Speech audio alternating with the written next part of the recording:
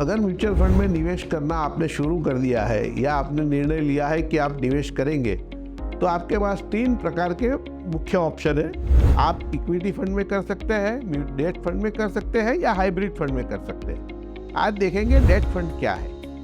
Date fund में निवेश किया जाता है वो कंपनियों के बॉन्ड या जो फिक्स्ड इंटरेस्ट के जो सिक्योरिटीज होती है उसमें, या तो गवर्नमेंट के बॉन्ड में या कॉल मनी मार्केट में किया जाता है, जो सारे के सारे जिनके ऊपर फिक्स्ड रिटर्न होता है। तो इसमें भी बहुत सारी वैरायटी है, बहुत सारे आपके पास ऑप्शन रहते हैं निवेश करने के। जैसे कि आपकी रिक्वायरमेंट 3 महीने के अंदर है, 3 महीने तक आपको पैसा वापस चाहिए, तो आप ओवरनाइट जो लिक्विड फंड्स होते हैं उसमें कर सकते हैं। 3 महीने से लेकर 1 साल तक अगर आपको करना है तो अल्ट्रा शॉर्ट टर्म फंड होते हैं, वो उनमें आप निवेश कर सकते हैं। 1 साल से 3 साल में अगर आपको निवेश करना है तो उसके लिए भी बहुत सारे ऑप्शन है। जो शॉर्ट टर्म फंड या कॉर्पोरेट बॉन्ड फंड होते हैं उसमें हो सकता है। और 3 साल से ज्यादा अगर आपको निवेश करना है तो गवर्नमेंट सिक्योरिटीज जो लंबे समय की होती है उसकी भी बहुत सारी स्कीमें उपलब्ध है।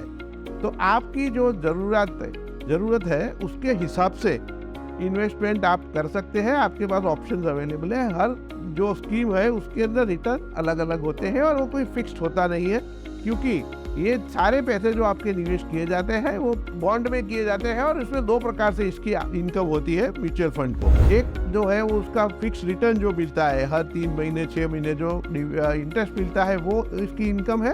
और दूसरा, जब रेट चेंज होता है, रिजर्व बैंक ऑफ इंडिया, आप देखते होंगे कि reserve bank of India rate में बदलाव करती है, तो उस वक्त बॉन्ड के जो भाव है उसमें भी बढ़ोतरी होती है या कम होते हैं। तो ये जो इसका प्रॉफिट लॉस होता है वो भी इनकम या उसमें से इनकम कम होने का काम करता है। इसलिए आपको जो रोज एनएवी देखने को मिलती है ये सब प्रक्रिया पूरी होने के बाद की होती है। इसलिए आप जब अपना पैसा डालें उसके बाद जब रिटर्न चाहे तो आपको जो रिटर्न मिलता है वो बदल सकता है, बहुत वेरी हो सकता है।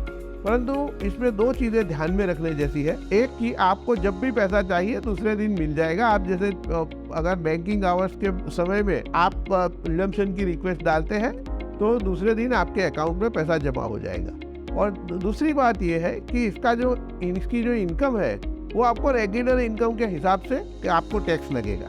तो ये 2 चीजें आपको ध्यान में रखनी है। और तीसरी बात, अगर इसको बैंक फिक्स डिपॉजिट के साथ कंपेयर करना चाहे तो एक तो बैंक फिक्स डिपॉजिट में आप समय उसका फिक्स होता है, इसमें कोई समय फिक्स नहीं होता, आप जब चाहे पैसा उठा सकते हैं। दूसरी बात यह है कि आप पार्शियल विड्रॉल नहीं कर सकते। अगर आपने 1 लाख रुपए की डिपॉजिट ली तो आपको ब्रेक करके 1 लाख रुपये वापस चाहिए, लेना ही पड़ेगा। जबकि यहाँ पर 1 लाख रुपए में से आपको भी 10,000 रुपया चाहिए तो आप उतना पार्शियल विड्रॉल कर सकते हैं। तो फ्लेक्सिबिलिटी ज़्यादा है, रिटर्न भी ज़्यादा मिल सकता है। और इंटरेस्ट रेट में जिस प्रकार से बदलाव आता है, इंटरेस्ट चेंज होते रहता है, तो थोड़ा उसमें कम ज़्यादा होने का संभव है। परंतु आपका जो एडवाइज़र है, आपका जो डिस्ट्रीब्यूटर है, वो आपको इसमें हेल्प कर सकता है और उसके अनुभव के आधार पर आप निवेश कर सकते हैं। जबकि बैंक डिपॉजिट में आपको सिर्फ आप जब बैंक डिपॉजिट करते हैं और उस वक्त जो रेट होता है वही मिलने की संभावना है, उसके ज़्यादा कुछ मिल नहीं सकता। अगर प्री म्यूचुअल विड्रॉल करते हैं तो कम मिल सकता है। इसलिए बैंक डिपॉजिट के कंपैरिजन में म्यूचुअल फंड की डेट स्कीम बहुत अच्छी है। परंतु आप ये सारी चीज़ें जो मैंने बताई वो ध्यान में रखकर निवेश करें।